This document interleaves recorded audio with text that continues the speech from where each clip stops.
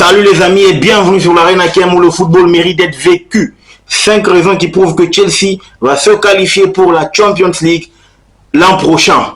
Let's go pour le débrief. Avant que je ne puisse développer cette vidéo, commence par t'abonner, liker, partager la chaîne car c'est important. On commence à grandir, la communauté s'agrandit, mais je te demande de me donner, n'est-ce pas, de la force à ne surtout pas oublier d'activer la cloche de notification pour ne rien rater sur cette chaîne.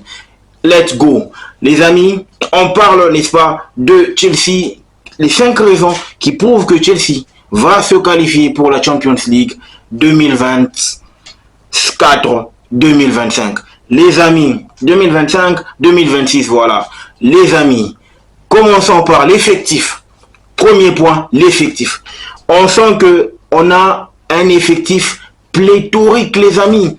On a un effectif qui répond aux attentes, n'est-ce pas, des compétitions. Déjà que Chelsea joue sur 4 tableaux, la Conference League, la Barclays English Premier League, la FA Cup, la Carabao Cup, et pour couronner le tout, lors, n'est-ce pas, du mois de juillet, Chelsea jouera la Coupe du Monde des clubs. Donc, en gros, on peut dire que virtuellement, Chelsea jouera sur 5 tableaux. Ça passe par avoir un effectif de qualité. Et je pense, j'ose croire qu'on a un effectif de qualité. Pourquoi je dis ça? Parce qu'à partir du moment où on a au minimum 2 très bons joueurs à chaque poste, les amis, ça prouve à suffisance que Chelsea, en termes de gestion du banc, de gestion d'effectifs, de gestion des matchs, on a vraiment de quoi se targuer. Parce que là, franchement, sur le plan tactique, il y aura toujours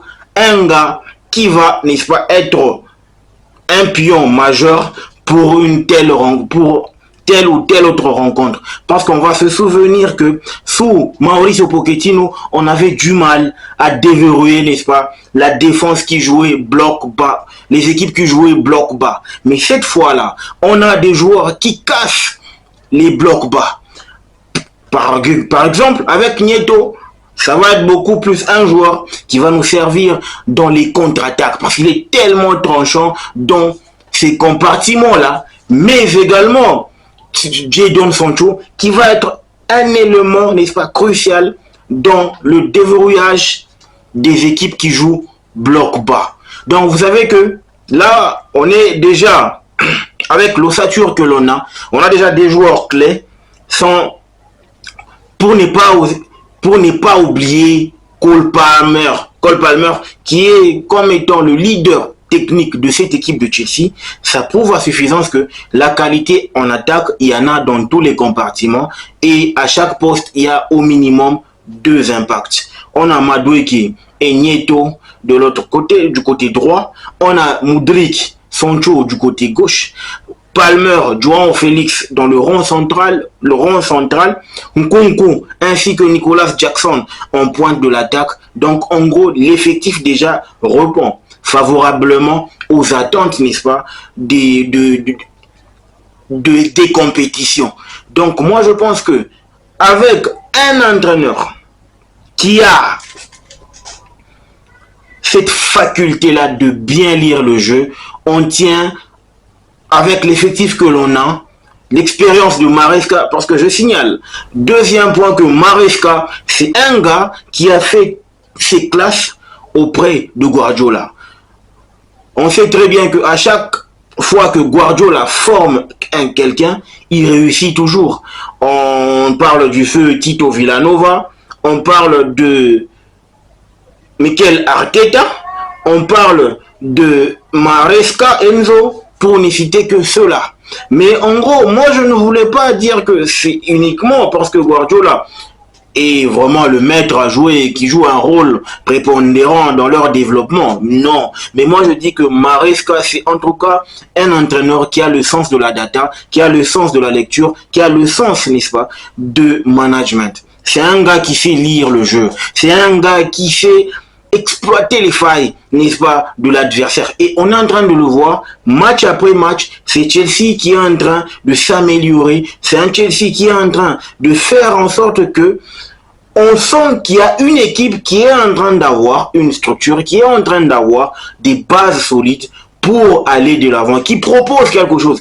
On sent que c'est devenu un groupe qui est en train de ressembler à un collectif qui peut sortir des gros résultats, qui peut aller chercher des gros résultats. Et ça, c'est la patte Enzo Maresca, surtout qu'il est avec eux au quotidien pour peaufiner ses stratégies, ses tactiques, à l'idée de faire, n'est-ce pas, un groupe homogène qui sera capable d'aller chercher le Graal, d'aller chercher une place qualificative. Et je pense que par rapport à son management et par rapport à ce qu'il est en train de faire avec des joueurs clés tels que Nicolas Jackson, Cole Palmer, Wesley Fofana, Romeo Lavia, etc., juste le noyau, tu sens que c'est un gars qui a des idées claires et il veut, n'est-ce pas, les transmettre pourvu que nous ayons des résultats. Là où ça coince un peu, même si ça, pour moi, ça fait partie d'un point qui est en train de s'améliorer, c'est la défense. On sent que la défense, c'est vraiment le point le plus fébrile,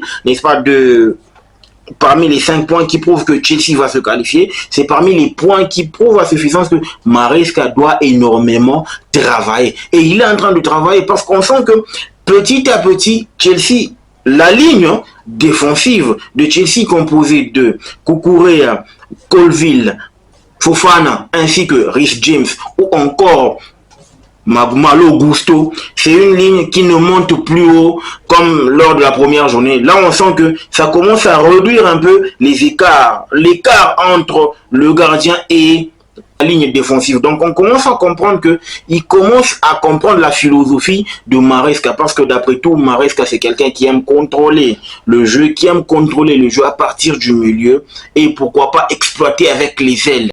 C'est le point fort de Maresca, les ailes.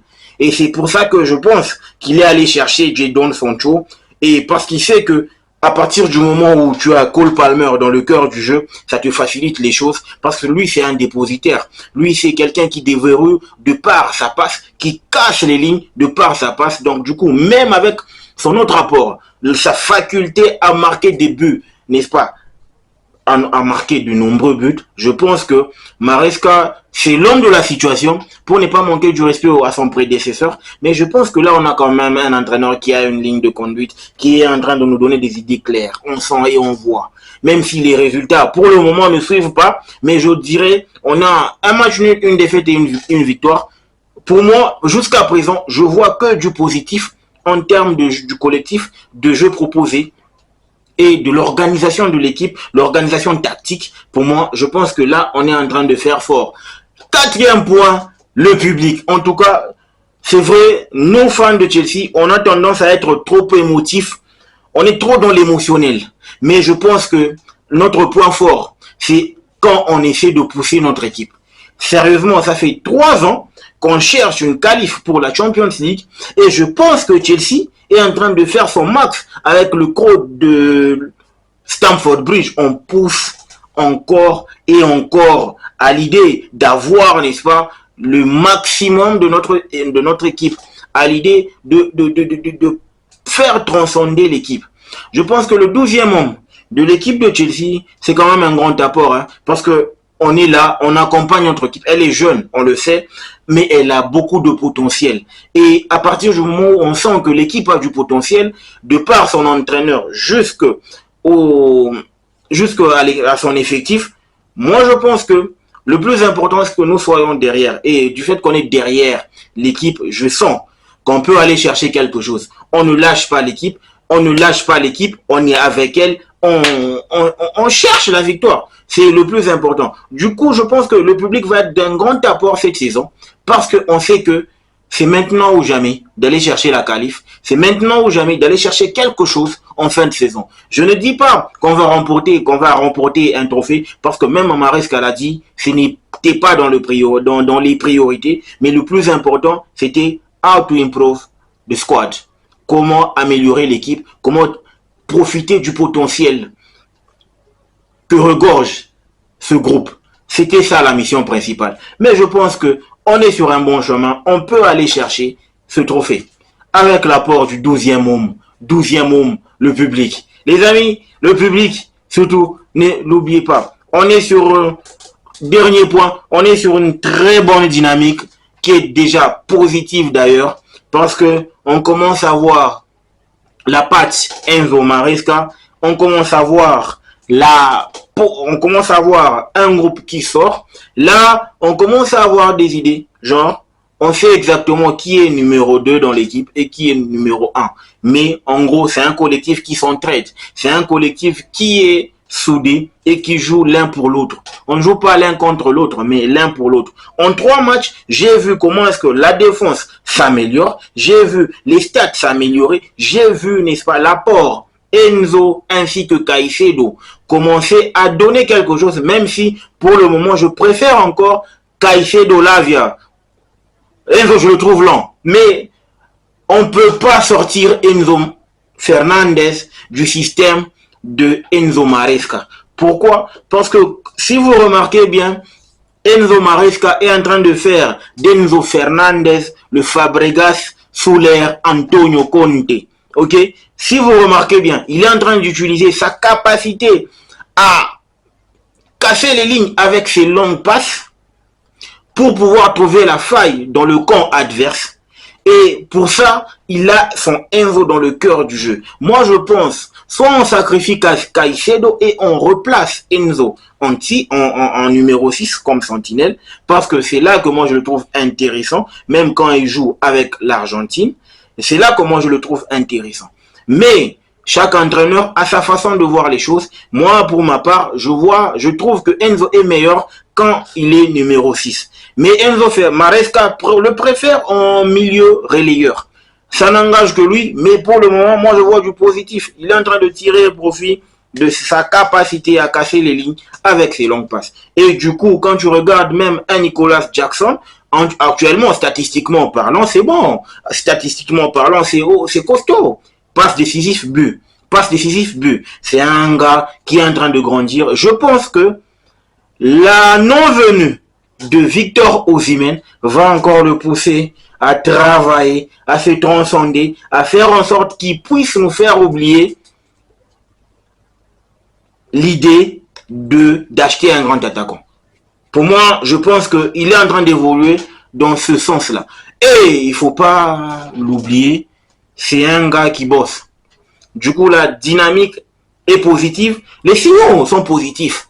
Essayez de regarder du premier jusqu'au 3e match face à Crystal Palace. Vous allez remarquer que c'est un Chelsea qui est en train de monter en régime. C'est un Chelsea qui est en train